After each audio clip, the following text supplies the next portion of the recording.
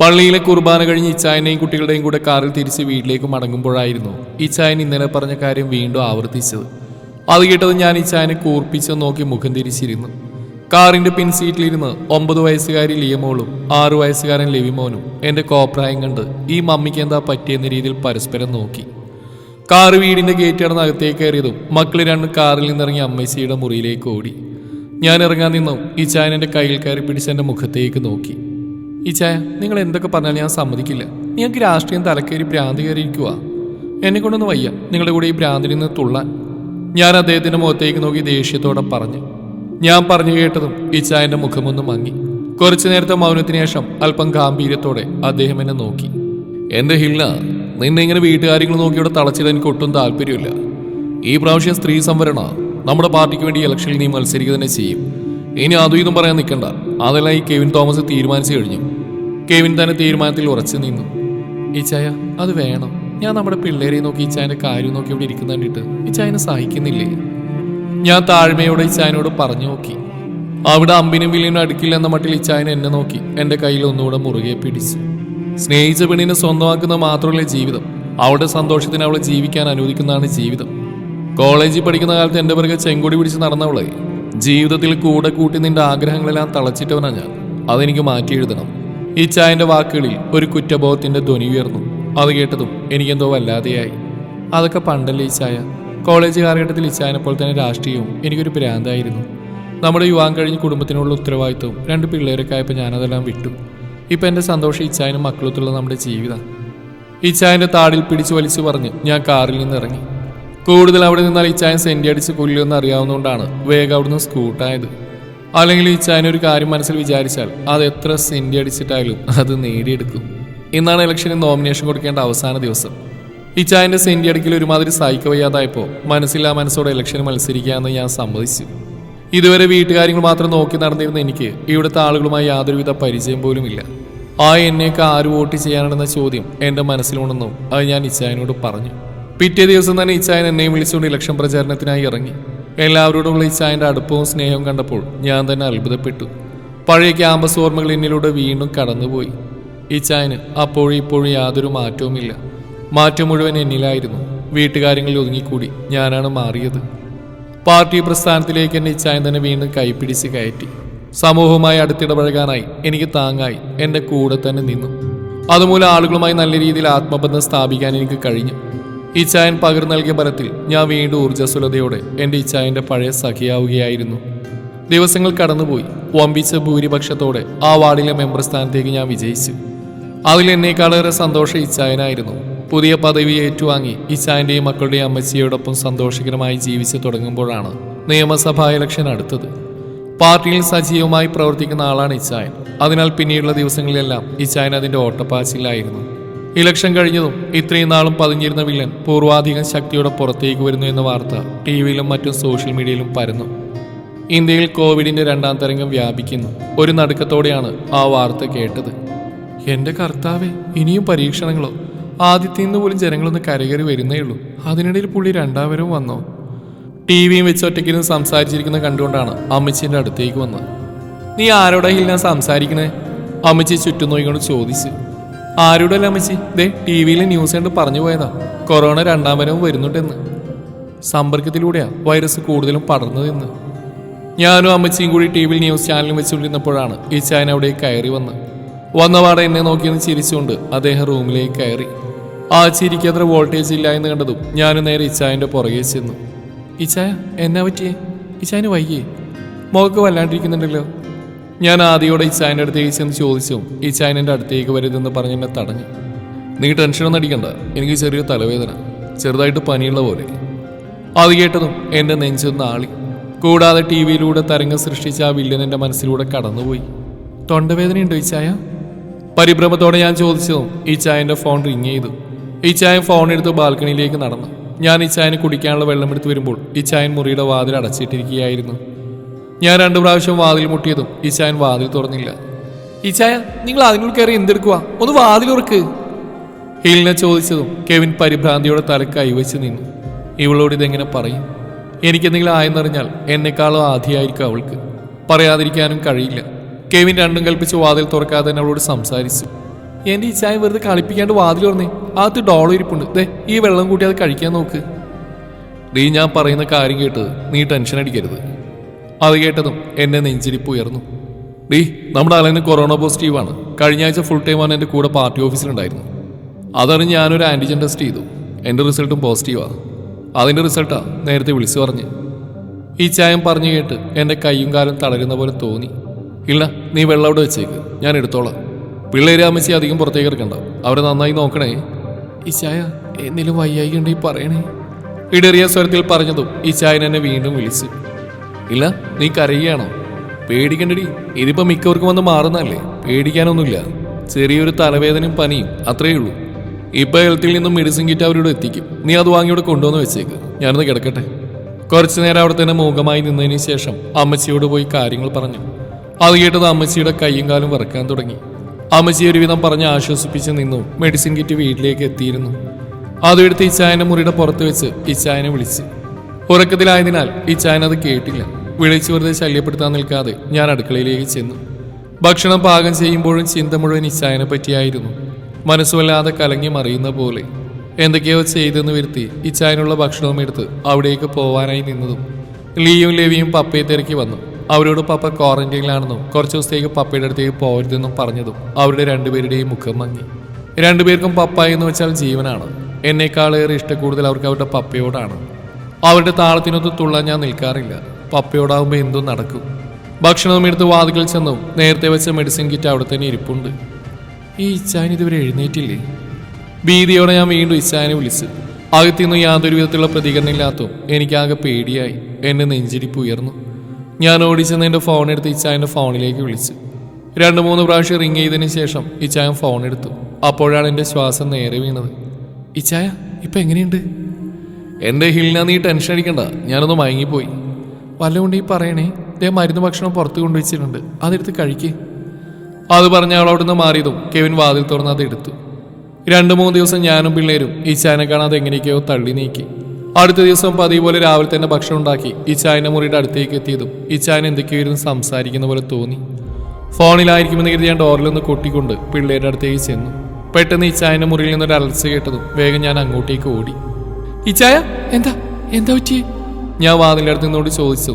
ഇച്ചായൻ കരഞ്ഞോണ്ട് വാതിലിൻ്റെ സൈഡിൽ വന്ന് നിന്നു. എൻ്റെ തലയാകെ വെട്ടിപ്പൊളിയുന്ന പോലെ വല്ലാണ്ട് വേദനിക്കുന്നു. അത് കേട്ടത് എന്ത് ചെയ്യുമെന്നറിയാൻ ഞാനാകെ തളർന്നു. ഇടയ്ക്കിടയ്ക്ക് ഇച്ചായൻ ശക്തമായി ചുമക്കുന്നുണ്ട്. എന്നും ധൈര്യമായി നേരിടുന്നവനാണ് എൻ്റെ ഇച്ചായൻ. ഇച്ചായൻ ഇത്രയ്ക്ക് തളരണമെങ്കിൽ നന്നായിട്ട് വേദനിക്കുന്നുണ്ടാവും. സഹായത്തിനായി ചുറ്റും ആളുകളുണ്ടെങ്കിലും ഈ അവസ്ഥയിൽ അവരെങ്ങനെ പോയി വിളിക്കും? ഇച്ചായ, ഞാൻ ഹെൽത്തിൽ വിളിച്ച് പറയട്ടെ, നമുക്ക് ഹോസ്പിറ്റലിൽ പോവാം. ഞാൻ കരഞ്ഞോണ്ട് ഇച്ചായനോട് പറഞ്ഞു. അത് വേണ്ടടാ, അവിടെ ചെന്നാൽ അവിടെ അഡ്മിറ്റ് ആവും. ഇത് കുറച്ച് കഴിഞ്ഞാൽ മാറിക്കോളും. ഇപ്പോൾ കുറച്ച് ആശ്വാസമുണ്ട്. നീ കുറച്ച് നേരം അവിടെ തന്നെ നിൽക്ക്. അത് കേട്ടതും ഞാൻ വാതിലിൻ്റെ ചുവട്ടിലായിരുന്നുകൊണ്ട് ഇച്ചായനോട് സംസാരിച്ചുകൊണ്ടിരുന്നു. കുറച്ചു നേരം കഴിഞ്ഞതും ഇച്ചായൻ എന്തൊക്കെയോ പിച്ചുമ്പേയും പറയുന്ന പോലെ എനിക്ക് തോന്നി. ഞാൻ ഇച്ചായനെ 2-3 പ്രാവശ്യം വിളിച്ചു. ഇച്ചായൻ വിളി കേൾക്കാതെ വേറെന്തൊക്കെയായിരുന്നു പുലമ്പിക്കൊണ്ടിരുന്നു. അത് കേട്ടതും എൻ്റെ അടിവയറ്റിൽ നിന്ന് ഒരു വിറയൽ രൂപപ്പെട്ടു. ഞാൻ വേഗം ഫോൺ എടുത്ത് ഹെൽത്തിലേക്ക് വിളിച്ചു. ശേഷം ഇച്ചായൻ്റെ അടുത്തേക്ക് ചെന്നു. വാതിലിൽ ശക്തമായി മുട്ടിക്കൊണ്ട് ഇച്ചായനോട് വാതിൽ തുറക്കാൻ ആവശ്യപ്പെട്ടു. എൻ്റെ കരച്ചിലും ബഹളവും കേട്ട് അമ്മച്ചിയും പിള്ളേരും അവിടേക്ക് വന്നതും ഞാൻ അമ്മച്ചിയെ കെട്ടിപ്പിടിച്ച് കരഞ്ഞു. എൻ്റെ കരച്ചിൽ കണ്ട് ലിയമോളും മോനും ഒപ്പം കരയാൻ തുടങ്ങി. എന്താ മോളെ? അമ്മച്ചി ആദ്യയോടെ എന്നോട് ചോദിച്ചു. അമ്മച്ചി, ഇച്ചായൻ വാതിലുറക്കുന്നില്ല. ഞാൻ കരഞ്ഞ് ഏങ്ങിലടിച്ച് പറഞ്ഞതും ഇച്ചായൻ പെട്ടെന്ന് വാതിലിൻ്റെ ലോക്കുറക്കുന്ന സൗണ്ട് കേട്ടതും എൻ്റെ പകുതി ശ്വാസം നേരെ വീണു. ഞാൻ കണ്ണു തുടച്ച് അമ്മച്ചിയുടെ മേത്തുനിന്ന് എഴുന്നേറ്റു. അമ്മച്ചി, ഇച്ചായൻ്റെ അനക്കൊന്നും കേൾക്കാതായപ്പോൾ ഞാൻ പേടിച്ചു പോയി. അമ്മച്ചി പിള്ളേരെയും കൂട്ടി മുറിയിലേക്ക് പോയിക്കോ, ഞാൻ വന്നോളാം എന്ന് പറഞ്ഞ് അമ്മച്ചി അവിടുന്ന് പറഞ്ഞു വിട്ടു. അമ്മച്ചിയും പിള്ളേരും പോയതും ഞാൻ ഇച്ചായൻ്റെ റൂം തുറന്ന് അകത്തേക്ക് കയറിയ കാഴ്ച കണ്ട് എൻ്റെ ശ്വാസം വിലങ്ങുന്ന പോലെ തോന്നി. 2 കൈയും വേദന കൊണ്ട് തലയിൽ താങ്ങി പിടിച്ച് കട്ടിലിൻ്റെ സൈഡിലായി നിലത്തെ ചുരുണ്ടുകൂടിയിരിക്കുന്നു. ഞാൻ ഇച്ചായനെ വിളിച്ച ഇച്ചായ രൂക്ഷമായി എന്നെ നോക്കി. ആ നോട്ടം എനിക്ക് താങ്ങാവുന്നതിൽ അപ്പുറമായിരുന്നു. 2-3 ദിവസം കൊണ്ട് തന്നെ ഇച്ചായനാകെ ക്ഷീണിച്ച അവശനായിരുന്നു. ഞാൻ അടുത്തേക്ക് പോകും തോറും ഇച്ചായൻ മാനസിക നില തെറ്റിയവരെ പോലെ പെരുമാറാൻ തുടങ്ങി. പെട്ടെന്ന് ഇച്ചായൻ ചുമച്ചതും വായിൽ നിന്ന് രക്തം പുറത്തേക്ക് ഒഴുകി. ഞാൻ ഭീതിയോടെ കരഞ്ഞുകൊണ്ട് ഇച്ചായൻ്റെ അരികിലേക്ക് ഓടി. ഇച്ചായൻ്റെ മുഖമാകെ ചോരയാൽ രക്തവർണ്ണം രൂപപ്പെട്ടിരുന്നു. അരുമയോടെ ഇച്ചായൻ്റെ കവിളിലേക്ക് കൈ ചേർത്തതും ആകെ ചുട്ടു പൊള്ളുന്നു. പെട്ടെന്നാണ് ഇച്ചായൻ എൻ്റെ മേത്തേക്ക് കുഴഞ്ഞു വീണത്. ഞാൻ എന്ത് ചെയ്യണമെന്നറിയാതെ അലമുറയിട്ട് കരഞ്ഞുകൊണ്ട് ഇച്ചായൻ്റെ കവിളിൽ തട്ടി വിളിച്ചു. ഇച്ചായ, കണ്ണു തുറക്കി ഇച്ചായ. എന്നെ വെറുതെ പേടിപ്പിക്കല്ലേ. ഇച്ചായന് ഒന്നുമില്ല, എഴുന്നേൽക്ക് ഇച്ചായ. കരഞ്ഞുകൊണ്ട് ഇച്ചായന്റെ മുഖത്തട്ടി വിളിച്ചതും ഇച്ചായൻ അവശതയോടെ കണ്ണു തുറന്ന് എന്നെ നോക്കി. ഞാനൊരുവിധം താങ്ങി പിടിച്ചുകൊണ്ട് ഇച്ചായനെ എഴുന്നേൽപ്പിക്കാൻ ശ്രമിക്കും തോറും ഇച്ചായൻ വീണ്ടും കുഴഞ്ഞുകൊണ്ടിരുന്നു. അപ്പോഴേക്കും വിളിച്ചു പറഞ്ഞനുസരിച്ച് ആംബുലൻസ് എത്തിയിരുന്നു. ഇച്ചായനെ അവരോടൊപ്പം താങ്ങി ആംബുലൻസിൽ കയറ്റിയപ്പോഴും ഇച്ചായൻ എൻ്റെ കയ്യിലെ പിടിവിട്ടിരുന്നില്ല. അവരോടൊപ്പം ഇച്ചായനെ തനിച്ചു വിടാൻ എൻ്റെ മനസ്സനുവദിക്കാത്തതിനാൽ പിള്ളേരെ അമ്മച്ചിയെ ഏൽപ്പിച്ചുകൊണ്ട് ആംബുലൻസിൽ ഞാനും കയറി. ആംബുലൻസ് മെഡിക്കൽ കോളേജ് ലക്ഷ്യമാക്കി പാഞ്ഞുകൊണ്ടിരുന്നു. ഞാൻ ഇച്ചായൻ്റെ അവസ്ഥ കണ്ട് കർത്താവിനോട് മനമുരുകി പ്രാർത്ഥിച്ചുകൊണ്ടിരുന്നു. മെഡിക്കൽ കോളേജിലേക്ക് എത്താറായതും ഇച്ചായൻ വേദന കൊണ്ട് വീണ്ടും അലമുറയിട്ട് കരയാൻ തുടങ്ങി. ആ അവസ്ഥ കണ്ടത് ഞാൻ ഇച്ചായനെ ചേർത്തു പിടിച്ചു. പെട്ടെന്നാണ് ഇച്ചായന് ഫിക്സ് വന്നത്. ഇച്ചായൻ്റെ ശ്വാസം എടുക്കാനുള്ള പരാക്രമവും വെപ്രാളമൊന്നും എനിക്ക് കണ്ടു നിൽക്കാനുള്ള ത്രാണി ഉണ്ടായിരുന്നില്ല. ഞാൻ നെഞ്ച് പൊട്ടി കരഞ്ഞു പോയിരുന്നു. എത്രയും പെട്ടെന്ന് ഇച്ചായനെ ആശുപത്രിയിൽ എത്തിക്കാൻ പറഞ്ഞ് ഞാൻ അലറിയതും ആംബുലൻസ് ചീറിപ്പാഞ്ഞു. മെഡിക്കൽ കോളേജിലെത്തിയതും കോവിഡ് കേസ് മൂലം അവിടെ നിറഞ്ഞുകൊണ്ട് ഇച്ചായൻ അവിടെ കയറ്റാൻ അവർ അനുവദിച്ചിരുന്നില്ല. എൻ്റെ കരച്ചിലും വെപ്രാളവും ഇച്ചായൻ്റെ അവസ്ഥയും കണ്ട് ഡ്രൈവർ വണ്ടി മറ്റൊരു ആശുപത്രിയിലേക്ക് വിട്ടു. ഹോസ്പിറ്റലിൽ എത്തിയതും ഇച്ചായനെ നേരെ വെന്റിലേറ്ററിനുള്ളിലേക്ക് കൊണ്ടുപോകുന്നത് പുറത്തുനിന്നു നിസ്സഹായതയോടെ ഞാൻ നോക്കി നിന്നു. അപ്പോഴേ ഇച്ചായനൊന്നും സംഭവിക്കരുതെന്ന് ഞാൻ മനസ്സുരുകി പ്രാർത്ഥിച്ചുകൊണ്ടിരുന്നു. ഇച്ചായൻ്റെ നില അത്രയ്ക്ക് മോശമായിക്കൊണ്ടിരുന്നുവെന്ന് ഡോക്ടർ എന്നോട് വന്ന് പറയുമ്പോഴും ഇച്ചായൻ എന്നെയും പിള്ളേരെയും തനിച്ചാക്കി പോയില്ലെന്ന് തന്നെ ഞാൻ എൻ്റെ മനസ്സിനെ പറഞ്ഞ് പാകപ്പെടുത്തി. അതിനിടയിൽ ആളുകൾ ഓരോന്നായി ഫോണിൽ വിളിച്ചുകൊണ്ടിരുന്നു.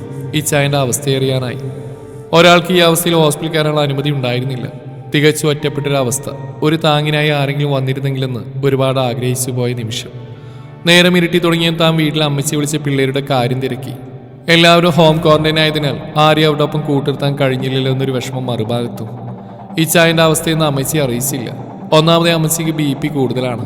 ഇച്ചായൻ കാട്ടിക്കൂട്ടിയതെല്ലാം അറിഞ്ഞാൽ ചങ്കുപൊട്ടി മരിക്കുന്നോർത്ത് അതെല്ലാം സ്വയം മനസ്സിൽ ഒളിപ്പിച്ചു. ഏതാനും മണിക്കൂറുകൾ കഴിഞ്ഞതും ഡോക്ടർ ഇച്ചായൻ്റെ നിർബന്ധപ്രകാരം കോവിഡ് മാനദണ്ഡങ്ങൾ പാലിച്ച് എന്നെ അവിടെ കൊണ്ടുപോയി. അവിടേക്കായിരുന്നു ഇച്ചായൻ്റെ കിടപ്പ് കണ്ട് എൻ്റെ ജീവൻ നിലച്ചു പോകുന്ന പോലെ തോന്നി എനിക്ക്. ഒന്ന് ശ്വാസമെടുക്കാൻ പോലും ആവാതെ വിവിധ യന്ത്രോപകരണങ്ങളുടെ കനിവോടെ കിടക്കുന്ന ഇച്ചായൻ. അവിടേക്ക് നടക്കുന്തോറും എൻ്റെ കാലുകൾ കുഴഞ്ഞു പോകുന്ന ഞാൻ അറിഞ്ഞു. ഒരുവിധം ഞാൻ നടന്ന് ഇച്ചായൻ്റെ അരികിലേക്ക് ചെന്നു. എന്നെ കണ്ടത് ഇച്ചായൻ എന്നെ അടുത്തേക്ക് വിളിച്ചുകൊണ്ട് മുഖത്ത് വെച്ചിരിക്കുന്ന ഓക്സിജൻ മാസ്ക് എടുത്തു മാറ്റി. ഞാൻ ഇച്ചായനെ ദയനീയതയോടെ നോക്കി ആ കൈകളിൽ കൈ ചേർത്തു. ഇച്ചായൻ എൻ്റെ കയ്യിൽ ഇറുകെ പിടിച്ച് കുഴഞ്ഞ ശബ്ദത്തിൽ ഇച്ചായൻ എന്നെ വിളിച്ചു. അത് കേട്ടതും എൻ്റെ ഹൃദയം നിറഞ്ഞു. അല്പം വേദനയോടെ ഞാൻ ആ വിളി കേട്ടു. എനിക്ക് പിന്നെ അങ്ങോട്ട് സംസാരിക്കാൻ ബുദ്ധിമുട്ടുന്ന പോലെ. ഈ ചായനൊന്നുമില്ല. ഞാൻ എൻ്റെ മക്കളെയും അമ്മച്ചയെയും നിന്റെ കൈകളിൽ ഏൽപ്പിക്കുക. ഒരു പൗരൽ പോലെ ഏൽപ്പിക്കാതെ നീ അവരെ നോക്കണം. ഈ ചായനി ഇല്ലടി. അത് കേട്ടതും ഞാൻ സങ്കടം സഹിക്കാനാവാതെ വീണ് പൊട്ടിക്കരഞ്ഞു പോയിരുന്നു. പെട്ടെന്നാണ് ഈ ചായന്റെ നില അതീവ ഗുരുതരമായത്. അതൊന്നും കണ്ടു നിൽക്കാനാവാതെ ഞാൻ മുഖം പൊത്തിക്കൊണ്ട് റൂമിൽ നിന്ന് പുറത്തേക്ക് ഇറങ്ങി ഓടി. ഈ ചായൻ മരണത്തിനോട് മല്ലടിച്ച് പിടയുന്ന ഒന്നും ചെയ്യാനാവാതെ നിസ്സഹായതയോടെ ഡോക്ടർമാർക്ക് നോക്കി നിൽക്കേണ്ടി വന്നു. ഞാൻ കരഞ്ഞുകൊണ്ട് പുറത്തിറങ്ങി. എൻ്റെ ഈ ചായൻ എന്നിൽ നിന്ന് അകറ്റലേ കർത്താവേ. എൻ്റെ താങ്ങുതണൽ എൻ്റെ ഈ ചായന. അതേ ഇല്ലാത്തൊരു ജീവിതം പോലും എനിക്ക് പിള്ളേർക്ക് സ്വപ്നം പോലും കാണാൻ കഴിയില്ല. ഞാൻ ഈ ചായനെ നിന്റെ കയ്യിൽ ഏൽപ്പിക്കുക. പൂർണ്ണ ആരോഗ്യത്തോടെ തിരിച്ച് തന്നേക്കണേ കർത്താവേ. ഞാൻ കണ്ണടച്ച് കരഞ്ഞ് പ്രാർത്ഥിച്ചുകൊണ്ടിരുന്നപ്പോഴാണ് ഡോക്ടറിൻ്റെ അടുത്തേക്ക് വന്നു. ഞാനേറെ പ്രതീക്ഷയോടെ അദ്ദേഹത്തിൻ്റെ മുഖത്തേക്ക് നോക്കി. We are helpless. കെവിന് ന്യൂമോണിയ ഹൈ ലെവലായിരുന്നു. വൈറസ് ബ്ലഡിലാകെ സ്പ്രെഡായി തുടങ്ങിയിരുന്നു. അത് തലച്ചോറിനെയും മാർഗമായിട്ട് ബാധിച്ചിരുന്നു. ഡോക്ടർ പറയുന്ന ഞാനൊരു നടുക്കത്തോടെ കേട്ടിരുന്നു. ശേഷം ഡോക്ടർ എനിക്ക് നേരെ അദ്ദേഹത്തിൻ്റെ വിരൽ ചൂണ്ടി. ഡോക്ടർ വിരൽ ചൂണ്ടിയെടുത്തേക്ക് എൻ്റെ കണ്ണുകൾ ചലിച്ചു. ആകെ കവർ ചെയ്ത് മൂടപ്പെട്ട എൻ്റെ ഇച്ചായൻ്റെ ചേതനയേറ്റ ശരീരം. ആ കാഴ്ച എൻ്റെ പ്രതീക്ഷകളൊക്കെ അസ്ഥാനത്താക്കിയിരുന്നു. എൻ്റെ കണ്ണുകളിലേക്ക് ഇരുട്ട് പടർന്ന് കയറി. ജീവശ്വാസം എനിക്കിപ്പോൾ അന്യമായതുപോലെ. ഇല്ല, ഇനി എൻ്റെ ഇച്ചായൻ ഞങ്ങൾക്കൊപ്പമില്ല. കണ്ണീരൊഴിക്കുന്ന വെറുമൊരു സ്ത്രീയായി നോക്കി നിൽക്കാനേ എനിക്ക് കഴിഞ്ഞിരുന്നുള്ളൂ. എൻ്റെ ഇച്ചായൻ്റെ നെഞ്ചിലെ ചൂടേറ്റി കിടന്ന് കൊതി തീരാത്തൊരു ഹതഭാഗ്യമായി പോയല്ലോ ഇച്ചായ. ഞാൻ എന്നെ തനിച്ചാക്കി പോയില്ലെന്ന് പറഞ്ഞിട്ട് ഒറ്റക്കാക്കിയില്ലേ. ഇനി എനിക്ക് ആരാ? ഓരോന്ന് പദം പറഞ്ഞ് കരഞ്ഞുകൊണ്ടിരുന്ന എന്നെ ദയനീയതയോടെ ഡോക്ടർ വിളിച്ചു. ഇല്ല. ഞാൻ കരഞ്ഞു കറങ്ങിയ മിഴികൾ ഉയർത്തി അദ്ദേഹത്തെ നോക്കി. ഈ ഒരു അവസരത്തിൽ തന്നോട് ഇത് പറയുന്നുണ്ടെന്ന് തോന്നരുത്. തൻ്റെ മാനസികാവസ്ഥ എനിക്ക് മനസ്സിലാവും. അധികം നേരം ഈ ബോഡിയോട് വെച്ച് നിൽക്കാൻ കഴിയില്ല. സോ കോവിഡ് പ്രോട്ടോകോൾ പ്രകാരം ഈ ബോഡി ഏതെങ്കിലും പൊതുശ്മശാനത്തിൽ ദഹിപ്പിക്കണം. അത് കേട്ടതും ഞാൻ വീണ്ടും ആകെ തകർന്നു. ഇനി എന്ത് എന്ന ചോദ്യം എന്നെ വല്ലാതെ അലട്ടി. മനസ്സിപ്പോഴും യാഥാർത്ഥ്യത്തോട് പൊരുത്തപ്പെട്ട് വരുന്നതേയുള്ളൂ. ഒരു സഹായത്തിന് പോലും ആരുമില്ലാതെ ഞാൻ എന്ത് ചെയ്യും കർത്താവേ? എല്ലാം നേരിടാനുള്ള ത്രാണിയെങ്കിലും എനിക്ക് നൽകണേ. ഹെൽത്തിയുള്ള ആളുകളുടെ സഹായത്തോടെ ഇച്ചായന്റെ മൃതദേഹവുമായി ആംബുലൻസ് വീണ്ടും പൊതുശ്മശാനത്തിലേക്ക് പാഞ്ഞു. എന്റെ മക്കൾക്ക് അവരുടെ പപ്പയെ അവസാനമായി കാണാനുള്ള അനുമതി കിട്ടിയതോടെ ഞാൻ അവരെയും കൂട്ടി വീണ്ടും ഇച്ചായന്റെ ബോഡിക്കരികിലെത്തി. ലിയമോളും മോനും പപ്പയുടെ ബോഡി നോക്കി എന്നെ കെട്ടിപ്പിടിച്ച് കരയുമ്പോഴും എന്റെ കണ്ണിൽ നിന്ന് ആ നിമിഷം ഒരു തുള്ളി കണ്ണീര് പോലും അടർന്നു വീണിരുന്നില്ല. ഞാൻ തളർന്നാൽ എന്റെ മക്കളും അത് കണ്ട് തളർന്നു പോകും. ഇച്ചായൻ പറഞ്ഞ പോലെ അവർക്കുള്ള താങ്ങും തണൽ ഇപ്പോൾ താൻ മാത്രമാണെന്നുള്ള ചിന്താശക്തിയോടെ ഞാൻ അവരെയും പിടിച്ചുകൊണ്ട് ഇച്ചായനെ ഒരു വട്ടം കൂടി തിരിഞ്ഞു നോക്കിക്കൊണ്ട് കാറിലേക്ക് കയറി. ഒരിറ്റ് കണ്ണുനീർ എന്റെ കണ്ണുകളിൽ നിന്ന് അടർന്നു വീണു. തിരിച്ചു വീട്ടിലേക്ക് കയറിയപ്പോൾ ഒരു മരണം നടന്ന വീടാണ് ഇതുപോലെ ഞാൻ ചിന്തിച്ചു പോയി. ആളും അനക്കമൊന്നുമില്ലാതെ ഞാനും അമ്മച്ചിയും പിള്ളേരും മാത്രം. ഞങ്ങളെ ഒന്ന് ചേർത്ത് പിടിച്ച് ആശ്വസിപ്പിക്കാൻ പോലും ആരുമില്ലാതെ കൂടെ പിറപ്പുകളുടെ ചേർത്ത് പിടിക്കലിനായി ഞാനൊന്ന് കൊതിച്ചു പോയ നിമിഷങ്ങൾ. എങ്ങൊരു മൂകത നിറഞ്ഞു നിന്നു. ഇച്ചായന്റെ ഓർമ്മകൾ എന്നെ വല്ലാതെ ചുട്ടുപൊള്ളിക്കുന്ന പോലെ തോന്നി. അമ്മച്ചി വിവരം അറിഞ്ഞപ്പോൾ തൊട്ട് തുടങ്ങിയ കിടപ്പാണ്. എന്നെ കണ്ടതും അമ്മച്ചി വാവിട്ട് കരയാൻ തുടങ്ങി. എന്റെ കെവി മോന്റെ കുഴിമാടത്തിൽ പോലും ഒരു കൂടും മെഴുകുതിരി കത്തിച്ചു വെക്കാനുള്ള ഭാഗ്യം പോലും ഇല്ലാതെ പോയല്ലോ കർത്താവേ. അമ്മച്ചിയുടെ സങ്കടം കണ്ടതും എന്നെ നെഞ്ചു പിടഞ്ഞു. നിറഞ്ഞു വന്ന കണ്ണുനീരിനെ പിടിച്ചു നിർത്തി. അമ്മച്ചിയെ എന്തു പറഞ്ഞ് ആശ്വസിപ്പിക്കുമെന്നറിയാതെ കുറച്ചേരം അമ്മച്ചിയുടെ മുറിയിൽ പോയിരുന്നു. പിള്ളേരും തളർന്ന് എന്റെ മടിയിൽ വന്ന് കിടന്നു. പ്രതീക്ഷിക്കാതെ കർത്താവ് എനിക്ക് ഒത്തിരി സന്തോഷം തന്നു. മനസ്സ് നിറയെ സന്തോഷിക്കുന്ന കണ്ടപ്പോൾ മനസ്സ് നീറുന്ന നോവും. എന്തൊരു പരീക്ഷണമാണ് എൻ്റെ ഈശോയെ. രാത്രിയായതും പുറത്ത് ഘോര ശബ്ദത്തോടെ ഇടിവെട്ടും കനത്ത മഴയും. കുട്ടികൾ പേടിച്ചു വരച്ചെന്റെ മടിയിൽ ചേർത്ത് കിടന്നു. ഞാൻ അവരെ ചേർത്ത് പിടിച്ച് ജനലിലൂടെ പുറത്ത് പെയ്യുന്ന മഴയെ ഏറെ നേരം നോക്കി നിന്നു. മനസ്സിൽ അപ്പോഴും ഈ ചായന്റെ ഓർമ്മകളുടെ കനൽ എരിഞ്ഞുകൊണ്ടിരുന്നു. എൻ്റെ ഇരിപ്പ് കണ്ട അമ്മച്ചി എന്നെ വിളിച്ചു. ഒന്ന് പൊട്ടി കരഞ്ഞൂടെ മോളെ നിനക്ക്? എല്ലാം മനസ്സിൽ ഒതുക്കി പിടിച്ച് നീ തളർന്നു പോകും മോളെ. ഇല്ല അമ്മച്ചി, ഞാൻ തളരില്ല. ഞാൻ തളർന്ന എൻ്റെ മക്കൾക്കും അമ്മച്ചിക്കും പിന്നെ ആരാ? നമുക്ക് നമ്മളേ ഉള്ളൂ. ഞാനൊരിക്കലും തളരില്ല എന്ന് എൻ്റെ ഇച്ചായന് വാക്ക് കൊടുത്തിട്ടുണ്ട്. ഞാൻ എൻ്റെ ഇച്ചായൻ്റെ പെണ്ണ. ആ ചങ്കുറപ്പ് എനിക്ക് വേണ്ട അമ്മച്ചി. അകലില്ല തോഴാ നിന്നിൽ നിന്നൊരു ജന്മവും. അടുത്ത ജന്മവും നിനക്കായി ഞാൻ കാത്തിരിക്കും. നിൻ വരവും കാത്ത് നിന്നോട് ചേരാൻ.